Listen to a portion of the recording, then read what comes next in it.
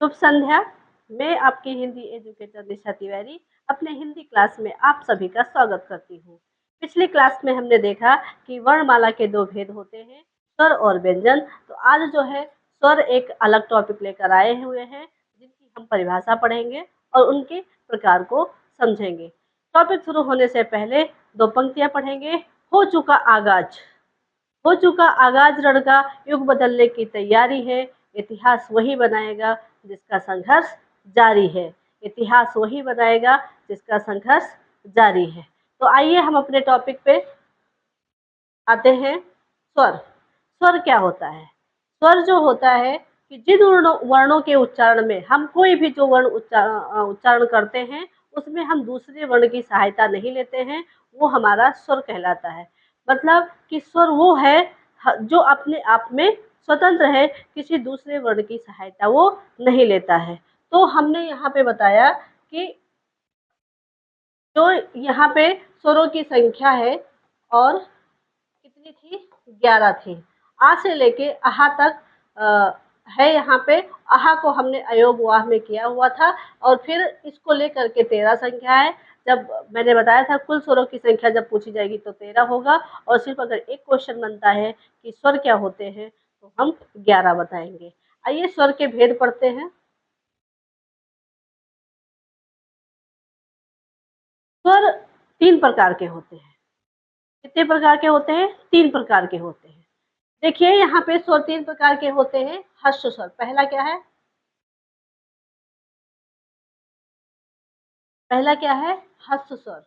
तो हर्ष स्वर की परिभाषा होती है कि जिन स्वरों का उच्चारण करते समय हमें कम से कम समय लगे, मतलब जितना ज्यादा हो सके हम कम समय का यूज करेंगे, कम समय का प्रयोग करेंगे। जैसे आ है, छोटा आ, छोटी ई और ऊ और री, इसको बोलने में हमें कम से कम समय लगता है, तो वो हमारा क्या होता है? हर्ष स्वर कहलाता है। तो आ से हम बहुत जल्दी बोल लेते हैं अनार, ई से इमली और ऊ से उल्लू और री से ऋषि।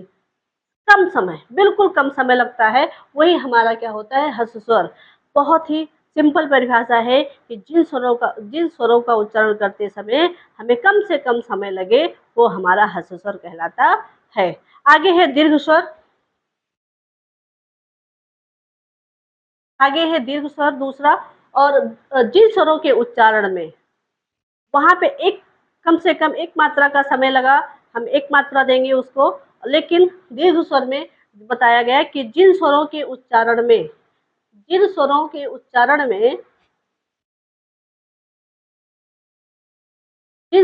उच्चारण में दो मात्राओं का समय लगता है, मतलब जो हर्ष स्वर का एक समय छोटा सा समय लगता था, उससे 2 गुना का समय लगेगा, वो हमारा क्या कहलाएगा?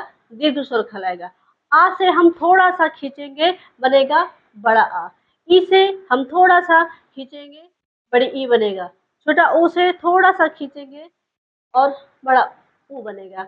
ए, ऐ, ओ, औ, मतलब इसको बोलने में हर्ष स्वर का 2 गुना समय लगता है। देखिए आ से आम, ई से ईख, ऊ से ऊन, ए से एक, ऐ से अनेक, ओ से ओस और औ से औरत। ठीक है, तो यहाँ पे हर्ष स्वर का 2 गुना समय दीर्घ स्वर में लगता है। दीर्घ का मतलब बड़ा, थोड़ा सा बड़ा होता है। तीसरा प्लुत स्वर। तीसरा तीसरा हमारा है प्लुत स्वर।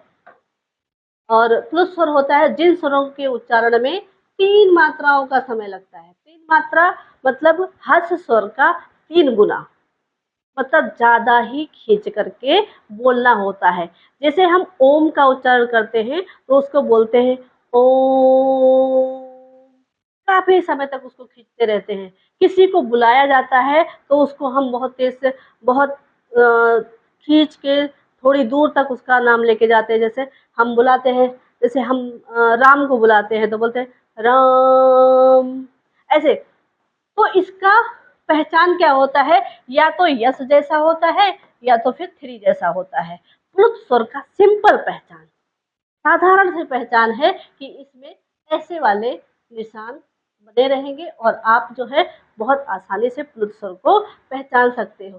प्लुत स्वर जिन स्वरों के उच्चारण में 3 मात्राओं का समय लगता है वो हमारा क्या कहलाता है, प्लुत स्वर कहलाता है।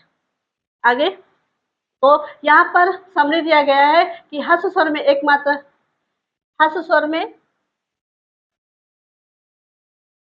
में एक मात्राएं लगती हैं, दीर्घ स्वर में 2 मात्राएं लगती हैं और प्लुत स्वर का 3 मात्राएं।